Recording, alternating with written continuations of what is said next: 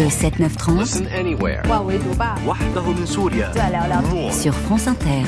Géopolitique, bonjour Pierre Aski. Bonjour Nicolas. Pierre, vous revenez sur les suites de la mort de centaines de conscrits russes en Ukraine.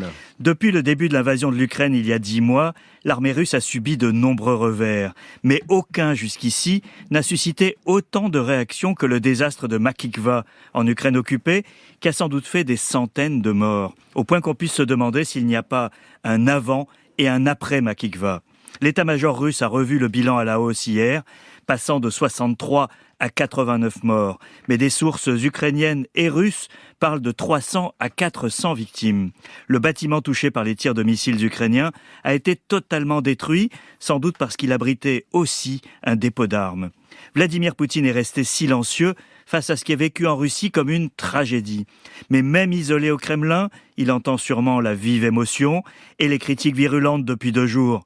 Elles l'épargnent car le tsar est encore inattaquable, mais elles exigent des comptes et même de la vengeance. À qui s'adressent les critiques alors, Pierre ? La principale cible, c'est la hiérarchie militaire, du sommet à la base, jugée responsable de l'accumulation d'erreurs qui ont conduit à ce désastre. La réaction de Margarita Simonian, la dirigeante de la chaîne de propagande RT proche de Poutine, est caractéristique. Elle salue l'engagement de l'armée à enquêter sur les responsabilités et ajoute « Il faut comprendre que l'impunité ne conduit pas à l'harmonie sociale, mais à de nouveaux crimes et donc au désordre public ». Des blogueurs russes pro-guerre expriment plus directement leur colère vis-à-vis de la hiérarchie. Les principales réactions depuis 2 jours proviennent de Samara, une ville industrielle sur la Volga, d'où venait une partie des conscrits tués. Une cérémonie très encadrée a eu lieu, avec le discours d'une mère de soldats dans la ligne du Kremlin, mais elle a aussi demandé à Poutine de décréter la mobilisation générale pour gagner cette guerre. Plus brutal, un député local a demandé quelles leçons seraient tirées de ce drame et qui serait tenu pour responsable. Et quelles peuvent être les conséquences maintenant ? Dans l'immédiat, l'armée ouvre le parapluie, Nicolas. L'état-major russe a affirmé hier que les conscrits avaient été repérés par les Ukrainiens à cause de leur téléphone portable. Mais sur les réseaux sociaux, le public accuse les généraux de transformer les victimes en coupables et fait remarquer que les officiers sont responsables des erreurs de leurs hommes.